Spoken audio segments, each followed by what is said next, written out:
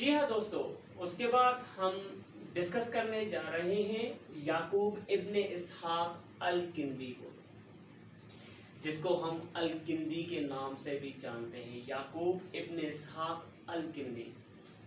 अल-किंदी कौन था, कहाँ से आया हुआ था, तो इसके लिए हम बात करते हैं। अल-किंदी बेसिकली पैदा कहाँ हुआ था, इसके लिए हम कहते हैं he was the first Arab philosopher. He was the first Arab philosopher. अरब का जो सबसे पहला फिलोसोफर था वो था याकूब इब्ने इसहाक अल-किंदी, जिसको हम बाय नेम अल-किंदी के नाम से जानते हैं। इसके भी बहुत सारे काम थे, सिर्फ इसने फिजिक्स में काम नहीं किया या मैथमेटिक्स में काम नहीं किया, इसने केमिस्ट्री में भी अपना नाम जमाया हुआ है। उसके साथ साथ बायो में भी इसका नाम है, केमिस्ट्री में भी नाम है, मैथमेटिक्स में भी है, और उसके साथ साथ बहुत सारे इल्मों का इसे बहुत सारे इल्मों का उलूम था। ठीक है, कोई मसला नहीं है। तो इसके लिए हम बात करते हैं यह पैदा कहाँ हुआ था। He was born in Basra, और ये इसलिए हम इसे कहते हैं ये हमारा अरब का सबसे पहला फिलोसोफर यही है, क्योंकि पहले सबसे पहले जो पैदा हुआ था वो ये आया हुआ था अरबस्तान से। उसके बाद जो दूसरा बंदा आया वो कौन सा आया हुआ था, वो दूसरा आया हुआ था वही बंदा जिसका हमने पहले जिक्र किया, अबू अली हसन। दोनों बसरा के हैं, दोनों बगदाद से जो है उनका कैपिटल जो सिटी है वो दोनों का बगदाद ही है। ठीक है, a historical place in Baghdad. अब याकूब अल-किंदी के बारे में बात करते हैं। इसने भी बहुत सारी साइंसेस में, बहुत सारी फील्ड्स में काम किया है, मगर इसका जो सबसे मकबूल तरीन काम था वो कौन सा था। He discussed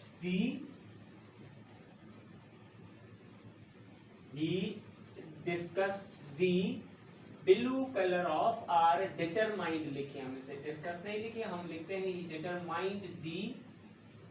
he determined the blue color of sky। जी हाँ, बिल्कुल पहले ही लेक्चर में हमने बात की हुई थी, क्योंकि हमारी जो आसमान का जो रियल और नेचुरल जो कलर है वो कौन सा था, हमने बात की हुई थी। वो जो नेचुरल कलर है वो ब्लैक है। I will repeat it again.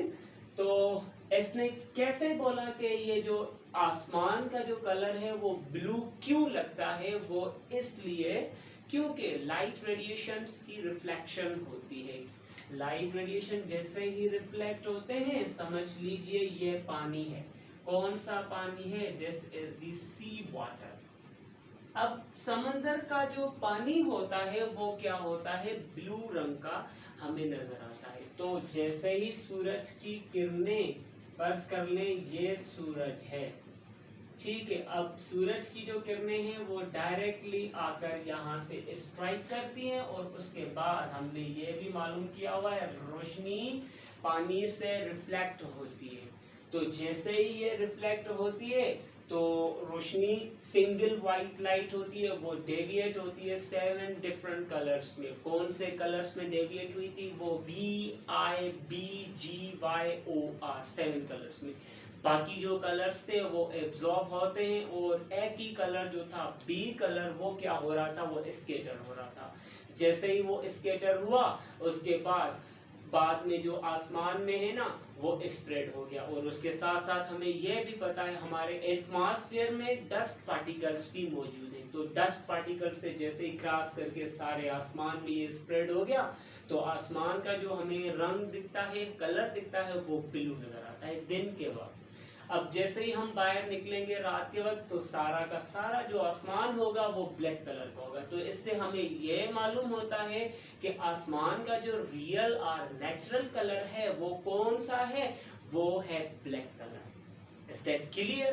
उसके बाद इसने क्या कहा था, he determined the blue colour of sky, his most work on. इसका जो सबसे ज्यादा काम किया हुआ है वो किस चीज पे किया हुआ है, वो हम कहते हैं his most work on His most work on sound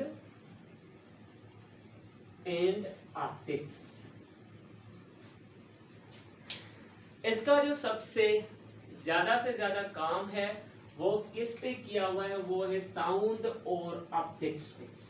He said light is greater than sound, क्योंकि हमारे आवाज की जो स्पीड है वो होती है 330 मीटर्स पर सेकंड और लाइट की जो रफ्तार होती है वो होती है 3 × 10⁸ मीटर्स पर सेकंड. तो इससे क्या साबित हुआ, क्यों रोशनी जो है वो ज्यादा ट्रेवल होती है एज कंपेयर टू किसके, साउंड के, क्योंकि साउंड की जो स्पीड है वो है 330 और इसकी जो है ऑप्टिक्स की लाइट की जो ट्रेवल जो स्पीड है वो होती है 300 मिलियन मीटर्स पर सेकंड. सही है ना. तो इसका हम एक कॉमन एग्जांपल ले लेते हैं. आजकल फैंसी बम्स आ गए हैं जो एक साथ आसमान में कल रिंग्स के साथ वो बस्ट होते हैं. अगर हम पास में खड़े होके उस बम को अगर हम फोड़ने की कोशिश करते हैं तो आसमान में जैसे ही बस्ट होता है तो हम देखते हैं कि आवाज भी हमें एक ही दम में सुनाई दिया और उसी वक्त हम लाइट भी देखते हैं. चलो ये तो हमें किसी तरह से एग्जामाइन नहीं हो सका. अगर फर्स्ट कर ले यहाँ से कुछ दूरी पर 500 मीटर और 700 मीटर की दूरी पर हमारे ही गांव में या हमारे ही सिटी में रात के वक्त किसी बंदे ने ये बम जो है ऊपर फोड़ा, तो ये जैसे ही बस्ट होता है, बस्ट होने से पहले क्या होता है, हमें पहले लाइट नजर आती है और उसके बाद 1 सेकंड से या 1.5 सेकंड के बाद जो है ना वो हमें आवाज सुनाई देती है. तो हम परेशान भी होते हैं ये क्यों होता है, पहले रोशनी उसके बाद आवाज. तो इससे क्लियर होता है जो रोशनी है वो इंतहाई तेजी से ट्रेवल होती है एज कंपेयर टू किसके, साउंड की. तो इससे हमें ये बिल्कुल क्लियरेंस होता है light is greater than sound. और उसके साथ साथ he discovered a method, he discovered a method to express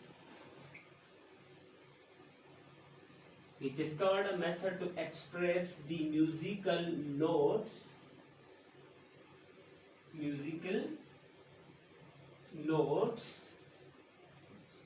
he discovered a method to express the musical notes in the drum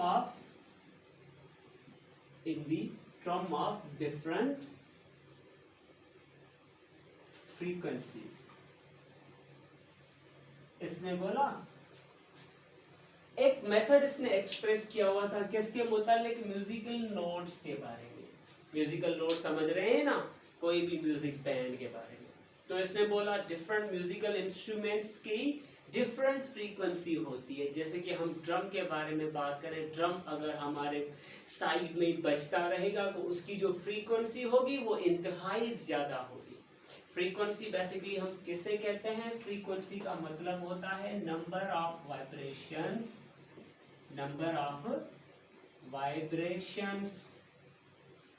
produced in a second. 1 second में जितनी भी vibrations पैदा होंगी उसे हम कहते हैं फ्रीक्वेंसी. तो इसने different frequencies, different musical notes के बारे में बताया. अगर हम फ्लूट की बात करेंगे, फ्लूट जैसे ही बजना शुरू होगी तो फ्लूट का जो साउंड होगा वो हमें इंतहाई मजे के साथ हम सुनते रहते हैं, बहुत इंजॉय करते हैं एज कम्पेयर टू किसके, ड्रम के. ड्रम हमें क्या कर देता है, हमें बोर कर देता है. क्यों बोर कर देता है, क्योंकि उसकी नंबर ऑफ वाइब्रेशंस जो है वो 1 सेकंड में ज्यादा पैदा होती है. सही है ना. तो कैसे वाइब्रेशंस पैदा होती हैं, अगर हम उसकी बात करें, ड्रम की बात करें, तो ड्रम की जो फ्रीक्वेंसी होगी वो ऐसे पैदा होगी, ऐसे इस तरह से पैदा होगी. अगर हम फ्लूट की बात करेंगे तो फ्लूट की जो फ्रीक्वेंसी पैदा होगी वो ऐसे पैदा होगी, इस तरह से पैदा होती है. बिल्कुल इसे हम कहते हैं फ्रीक्वेंसी. सही है ना।